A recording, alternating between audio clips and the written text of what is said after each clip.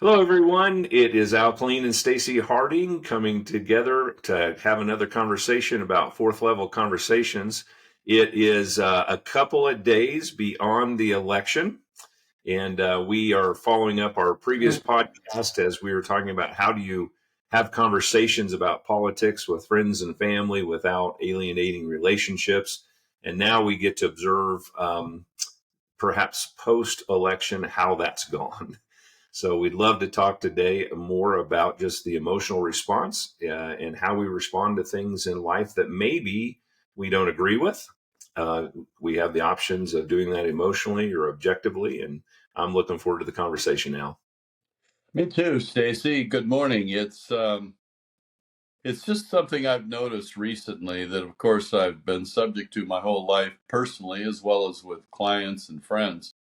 I've noticed that there is an important contrast between emotional thinking and objective thinking, and I suppose you could say rational thinking. But that has, if you say emotional versus rational, people feel judgment in it. So I think for today's purposes, if we talk about things in terms of emotional thinking versus objective thinking, this has come up a lot in recent client work for me. And then I realized looking back 25 years, it's been a pattern that's very consistent of why people get into dark states of fear, anxiety, depression, um, a feeling of being under attack, a feeling of hopelessness. And a lot, half the country today is feeling like the world has ended. And they've got a lot of stories that they've been, I think, fed by media, fomenting a sense of emotional thinking. And so I found myself exploring where that comes from. And our discussions in these podcasts are level 4 conversations, which usually work better when you can contrast them with level 3 conversations. And both of those upriver to level 4 and level 3 thinking. So I thought it might be a fruitful topic for us to put on the table for people to think about, that we all have this ability and tendency to think emotionally or objectively, and to explore what creates each and what are the consequences of each. And when we notice consequences that we don't like, how do we regain um, awareness that we have the option of shifting from emotional thinking, which I tend to think is where the drama takes place, negative especially, and objective thinking, where we can be uh, calmer. I was saying before we began our podcast this morning, I was giving you an acknowledgement, Stace, about what I've had the real honor and blessing of being in the presence of over the last year as we've done our work together, in how much calmer you seem and how much more comfortable you seem in your own skin than I've ever known you. Now, I didn't know you well, but I knew you for 30 years across the room. And you were, in my mind, almost the poster child for um, a success story in America. Here's a good looking guy that's a great golfer, that's an executive in a significant mortgage company that he helped grow, and was, like too handsome for his own good. And everybody liked him, and he always was smiling, and he had the right thing to say. You were like a great politician to me. And so I thought, probably with some degree of intimidation and jealousy, that I'm sort of this frog over in the corner that's trying not to get found out, and here's this guy that's the icon in the industry. And yet, as I've gotten to know you, you're so much more than that, and I'm sure have been all along. But you seem to have come into awareness and recognition of it. And I think it's because you practice consistent objective thinking these days rather than emotional thinking. Not that I knew you very well before that. So I think, and certainly you have, out back to the election, you have people reacting with great joy and glee that this is a new day for America. We're going back to what made America great and all of that. And then we have people that feel like the world has ended because they tend to be focusing in on the fears they have out of what's going to happen from this. So I thought it would be a great topic for us to use as a contrast to how to look at what has happened from level 3 versus level 4 and how those may tie to emotional versus objective thinking. What are your thoughts? Absolutely. And I think about sitting here today after the election, whether you're on the joyful side or the kind of depressed side, neither are reality. I don't know who said this, but people will recognize this. And it says situations or issues, they're never as good as they seem, and they're never as bad as you might perceive. And somewhere in between is reality. Mm-hmm. And I think that if we've got an emotional response today, and perhaps it's a negative one about how the election turned out, why is it that we would have that? And I think it comes back to things we've been talking about for months on our podcast about expectations and perceptions. And now, if you feel you lost the election, you have a perception that the world is going to go in a very negative direction. The country is going to go in a negative direction. Maybe your values aren't going to be supported, and that's going to result in a bad outcome for you, your family, the country, the world, etc. If you're on the other side of it, you have this utopia that you think all problems will be fixed now. Right. And the reality is, no, they won't. Yeah. And the reality is that maybe there won't be a whole lot different for either side as the outcome of this. Yeah. Beautiful. You know, I think about whether I've been on the joyful side or the unhappy side of an election. You know what happened now? My life went on. Yeah. And nothing bad happened to me from the perspective of the election. Right. And it doesn't mean that they don't have consequences. I get that. And there are unintended consequences sometimes that impact society and how people are able to live their lives. But the reality is that we actually do live in what most of us would agree is the greatest nation on earth. And we live at a time where we've got blessings beyond belief. I woke up this morning and I still had heat in my home. It's snowing. It's cold. I've got food in the refrigerator, and I had it even before the election, and I will have it tomorrow too. Thank the Lord. Yeah. So I think all I think that happens when we allow emotions to take us into a negative perspective is we're just robbing ourselves of peace and happiness and joy. And so if we can learn to recognize the triggers to that, recognize, oh, I am getting stressed out over something that hasn't even happened. These things that we think might be bad as a result of the election. Today is no different than it was 2 days ago or 3 days ago in this country. Now, over time, maybe there'll be gradual changes. I think most people, whether you won or lost, would hope for good, positive changes. So how do we as human beings, and more importantly, as people in communion with one another, how do we move on without thinking that half of the country had it wrong and therefore I don't even know if I like them anymore?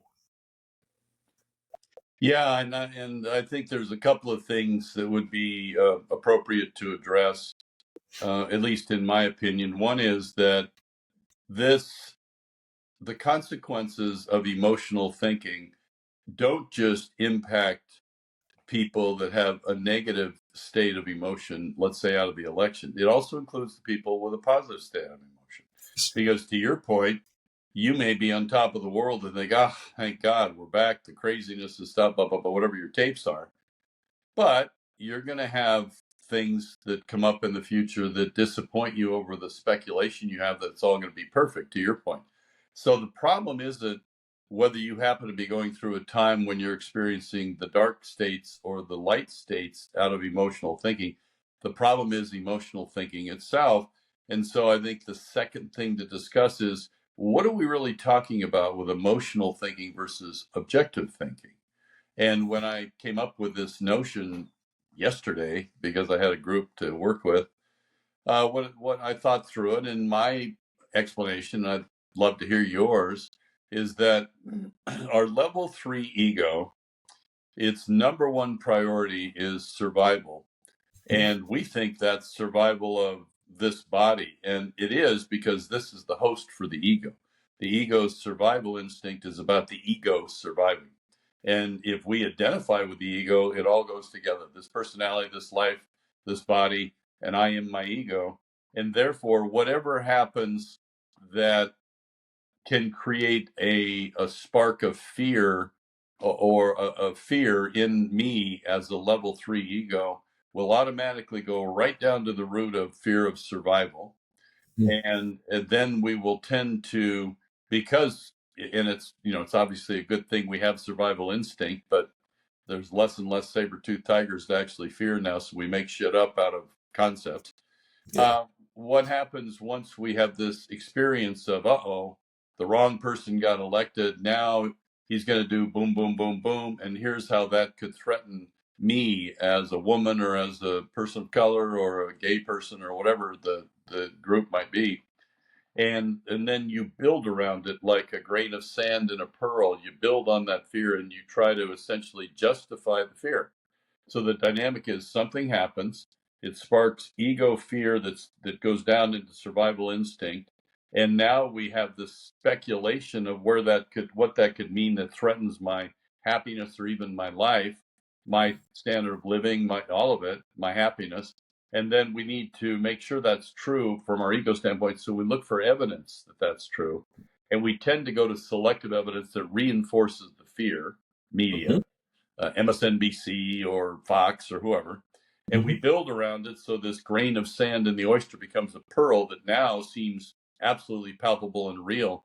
And then we end up looking around to see if everyone else sees what we see, and those that don't see what we see and look at it differently, we think of them as the other, as an enemy, or as someone who is denying the risk that they're not seeing. Asteroids coming, you don't see, we're all going to die. And therefore, they got to join us, or they're now the enemy. And it creates a sense of isolation, desperation, and actually creates a downward spiral, a spiral of suffering in my mind. And the same can happen on the positive side. You wake up today and you're happy with the outcome of the election. Happy days are here again. We're going to have lower inflation. We're going to have lower prices. All wars are going to end. No, it isn't. To your point. And so that puts us into a place of constant disequilibrium where we're constantly out of balance and in fear. If we remember that we have an alternative choice from our level 4 values, and which I think of as our soul self, that's what we really identify with above and beyond the ego, and we look at it through that lens, we tend to have a much bigger perspective where we take in information from all sources. We see how various sources skew the information with unilateral material that isn't necessarily broad based. And we end up having a more measured, balanced, objective perspective, as you just beautifully articulated, that, this has happened in every election, and every one is the most important one ever. Back to my first one when Kennedy got elected in 60, the world's ending because, whatever. And so this always happens because the world is primarily made up of level 3 egos that are looking for reasons to be afraid or alienated. And if we act on that, which I would argue in America we've done way too much of lately, that's the only real risk. Besides how it destroys my personal equanimity, that really creates risk because we tend to act out of those emotional states. Then we create karmic consequence, or in biblical terms, as you sow, you reap. We create consequences that then make what we feared a reality, either overtly or as a reaction to the fact that we're creating this dynamic. So the answer for all of us, in my opinion, is to remember this is happening by growing aware of it. Remember, we have an option of an alternative way of looking at it that's bigger, broader based, and that will relieve both our lack of peace and acceptance of the flow of life, and also give us better information to make a more measured response and maybe become peacemakers in a world that's intrinsically at odds. But that's how I tend to see our discussion and how to frame it. How do you see it, brother? Yeah, to me, this is just consistency through our messages for the past year or so. We've been doing our podcast. And I wonder sometimes, Al, if people think all these guys talk about is their ego and their level 3 and their level 4 soul. And the reason for it is that it's the battle that we all independently live through. And it's the battle for our minds. It's the battle for our consciousness and our souls. Right. And when we operate all the time in level 3, it's nothing good. It really isn't. And I don't think there's a scientist or anyone that would deny that when the ego is out of control, Right. bad things happen. I want to go back to a reference you had in our last podcast about a cyanide pill in perspective. And you used the example that if you had a cyanide pill and you put it in a shot glass and you took that, you're going to die probably fairly instantly. If you put it in a glass of water, it might take a couple hours, but you're still going to die. If you threw it in a swimming pool and you were in there and you swallowed some of that, you're probably going to get sick, but you might not die. But if you drop that in an ocean and you were swimming in that ocean, you probably have very little impact at all. And so today I'm wondering how many people are swallowing the shot pill, Yeah. the shot, and it just, I can feel it. I can see it in some of the comments that people, even friends and colleagues on Facebook and so forth. And it just feels like what happens is that we get disappointed. And so if we just go down into the depths of that dark hole, I'll feel better because I've expressed it, and maybe others will share it with me, or maybe I can attack someone that maybe offends me because they think differently. And so I think it comes back to that conversation we had about perspective. Yeah. And that's moving from an emotional reaction to an objective one. It doesn't mean, and I think this is really important for us to communicate, it does not mean you're compromising your values. Right. It doesn't mean that we're asking you to contemplate changing what you believe to be true in the world, so that others will be able to have a better relationship. It's not that. It's about operating at a level that allows you to experience the world and life in a much bigger experience with abundance, moving as much of the negative energy, because, Al, you've helped me understand there is energy fields around us. I mean, come on. There's an energy that we share every time we do this, and there's negative energy going on right now with a lot of people. And so it's an ability when we think objectively for us to kind of put the old bad noise out of our minds and bring in the possibilities that it's going to be okay. Yeah. And I'll come back to the holy truths you talked about in the last one, that doubt is causing the fear we have, that people are trying to do their best, and that things are perfect as they are. And what that allows us to do, because we were talking about this before we started recording, about contentment. And I think that that's the only way to lead to internal peace, maybe to happiness and joy and enlightenment, is finding a level of contentment. It doesn't mean we don't have drive. It doesn't mean that we don't have goals. Of course we do.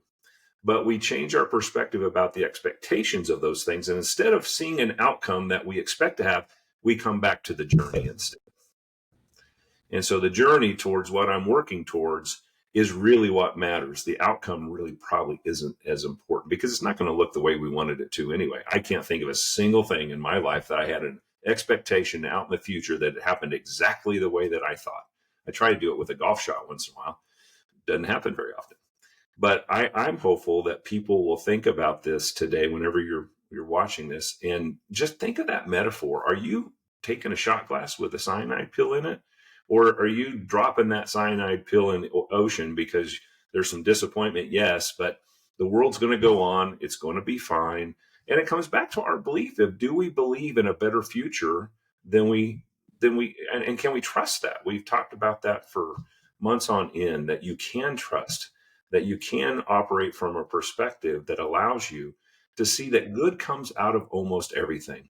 I did hear one person, one pundit, talking about that this could be the best thing that has happened to the Democratic Party in some time. It could be, if the lessons are learned, and the truth could be told, said about the other side too, is that be careful that you think you got it all right, because if you get that arrogance of the ego going again, you could fall flat on all the promises, all the things that you think caused people to vote the way they did.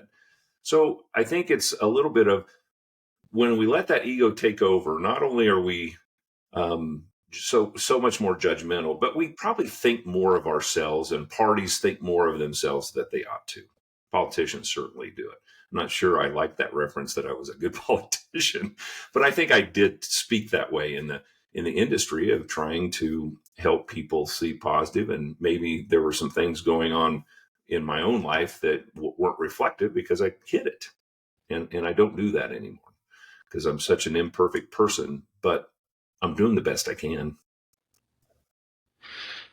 What comes to mind out of that beautiful analysis is I'll ask people who are watching this podcast, what happens for you when I ask you about the contrast between Adolf Hitler and Mahatma Gandhi? Mm-hmm. How do those two relate historically?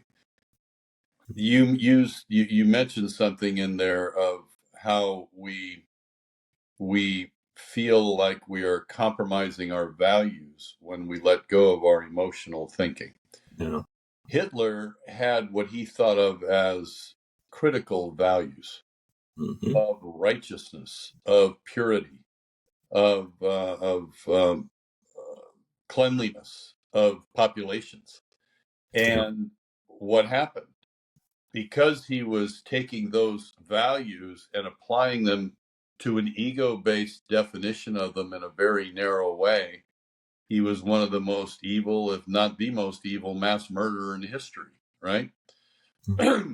Now, how do we contrast that with Mahatma Gandhi? Gandhi, like Jesus, like Buddha, like the Mother Teresa, really practiced his values through the context of how well he was doing in being an example of them for all people around him, regardless. He was a Hindu, but he was just as loving to Muslims. He Sure. was assassinated by a radical Muslim, and as he got shot by him, he blessed him. Mm-hmm. He blessed his assassin. So, what's the point there? Our ego in emotional thinking wraps itself in righteousness of values that are very narrow and focused, and therefore incomplete, and really just an enhancement to the ego's sense of self. I always wince, frankly, when I hear people, and I've got some people in my life that do this, where they say, well, it's my truth, or it's my God. And I always kind of wince at that because I think that's such an Alamo-like stand of the ego saying, go ahead, try to argue with me because I've got my walls up, right? Whereas I think of a larger expression and therefore a more valid expression of values come from our level 4 soul, not our level 3 ego, because at level 4, we stop looking to the outside world to validate us. We begin to look at the inside journey to see what I need to do to grow more, get better. And at some point, we begin to recognize that when we operate in that effort. We don't have to get to the finish line. We operate in the effort of living our values. We start to experience over time a sense of peace and acceptance to life. I think you could say that level 3 emotional thinking is like being on a river where you're flowing down the river and you see a single rock that's coming up that you think is going to sink your boat, and you lose sight of the whole river and the banks and everything else going on. All you can see is that rock. But when you operate from a level 4 objective thinking state of mind, you tend to be able to see the rock, but you see the whole river, and you realize there's a lot of river behind you and a lot of river in front of you. And eventually it's going to empty into the ocean of infinity. And when we therefore remember that option and exercise that option, that is not only a larger version of and more authentic and I think valid version of values, because we're applying them to ourselves, not to other people. Part of what bothers me about today's America is we're so quick to be righteous in judging other people, but it makes us grow in an upward spiral of familiarity and practice of those values. And I think as that happens, our ego identity goes down as our soul identity goes up, and therefore the most potent people in history that have had the greatest positive impact have been egoless. Jesus, Buddha, Gandhi, they weren't about being adulated. They weren't about being worshiped. They weren't about being thought of in any particular way. They didn't really care about their ego image in the world. They cared about the impact they were going to have and they held themselves responsible to be examples of the value of operating out of a more pure and expanded sense of those values. So I think it's important from that perspective to be approaching things with level 4. And frankly, brother, also because I think you get far better solutions. In my coaching work and in your coaching work, I find that that's the basic pattern of conversations is I'll get a call. It'll be somebody that has something going on in their world that's disturbing their peace, maybe creating great stuff. We talked to a lady yesterday with epilepsy, and she lives out in the country and she can't afford it, just all sorts of stuff. And what do I do? What do you do when we coach them? We listen to them and let them get out what they need to get out about how they're seeing it. And then we gently ask them to put that on the shelf without having them feel like we've invalidated it because the ego will respond.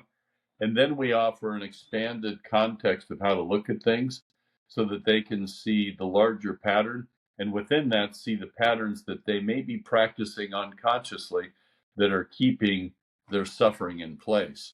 And it also allows for an inclusion of other people who may believe differently into my sense of self and into my sense of reality. They get to see the whole river. So I thought today's topic was going to be important for people to hear as a perspective that whether your candidate won or lost, you have a choice of operating out of objective rather than emotional thinking.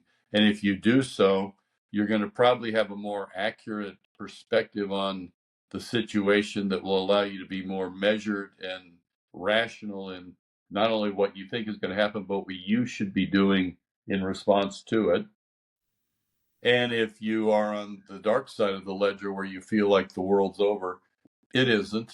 I think people on the right felt the world was over 4 years ago, and they probably felt that way in '08, and world didn't end. There's some incremental changes, and economics did what they did, and the world did what it did. But the world goes on, it'll go on long after us. And these are all patterns that everybody has to go through, I think, by design, because I believe our job in life is to discover the limitations of level 3 self and level 3 emotional thinking, grow into awareness that there is a level 4 self and values based thinking, and to then pursue the latter. And when we do, life makes sense in a way that it never has, which, circling back to you, is I think what you've been just a magnificent example of in the last year, Stacy. I was thinking about the last section that you just described, Alan. I thought, if you were wanting to figure out what some of the secrets to life are, go re-listen to that part, because this whole discussion is about your well-being and the well-being of others. And when you think of those holy ones you described and the fact that they didn't have egos and they were thinking about how they could make an impact in the world. So I would challenge anyone out there today, when you're having a reaction to the election, if you're upset and your side lost, think about how you would want your young children to see you react. Do you want them to see you react with anger and frustration and threats against the other side, teaching them that that's how they always respond in the future when they're disappointed about something? Or do you want to do it with grace and say, it didn't go the way we wanted it to, but the bigger perspective is we're all Americans and we will find the best path. And if you're on the other side and you're elated today and your children are watching, do you want them to see that you're degrading the other side? See, I told you we were right. Do you want them to learn to do that? Do you want them to stomp on someone when they're down? Or do you want to teach grace and humility? Beautiful. So we have an opportunity from this as level 4 soul identity people to change the world a little bit by our reaction from all this. Beautiful. So Beautiful. I hope I'll do that, Hal. And I just want to love on people. And here's the other thing I've kind of concluded. I've shared this with you many times. The older, maybe the wiser I'm getting is I'm really realizing I don't really have it all figured out. And so if I'm going to go be firm about that I'm right about something, I'm probably going to get exposed that I didn't have it all right. that Right. I hurt others in the process of being so committed to that. I think that's brilliant, and I think one of the greatest gifts of my life is that the more I learn, the less I know, and the more I realize how little I know. And that to me is all part of the path of eroding away the ego's hold on my identity. Because when we die, I think the ego dies with us. I think it's actually what our fear of death is. Yeah. We're afraid of being extinguished when I don't believe that happens. I think consciousness continues. Uh, and I think it's the ego that fears death and that we build this fear around. But I think one of the great realizations of my life as a lifelong learner that reads a lot of books and has for 50 years and all that is the more I learn, the less I know, because the context of what there is to know expands faster than the amount that I've learned. And so the realization of my relative level of wisdom compared to the totality expands kind of like the universe is expanding and increasing and accelerating as it expands faster than before, which makes no sense. That's kind of how knowledge works. So, and that's where humility comes from. And humility is the library card to be trusted into God's library of infinite wisdom. I think humility is how we really begin to make our mark in the world. It's ironic that we need to let go of ourselves to find ourselves. Perfect. I think this has been a beautiful discussion, and we hope it's been helpful to people. And love being with you, Al, and I love our conversations. And I hope everybody has a great day. Thank you, brother, and thank all of you for being with us on these. And you're only here for so long. So make sure your priorities are the sun has come up, the birds are still singing, you still have people to love, you have food to eat. You live better today than any human being did 100 years ago, regardless of their wealth and station in life. Remember to be grateful for what you do have rather than focus all your time on that single issue that you're so positioned about that you feel like you lost. We're all in this together.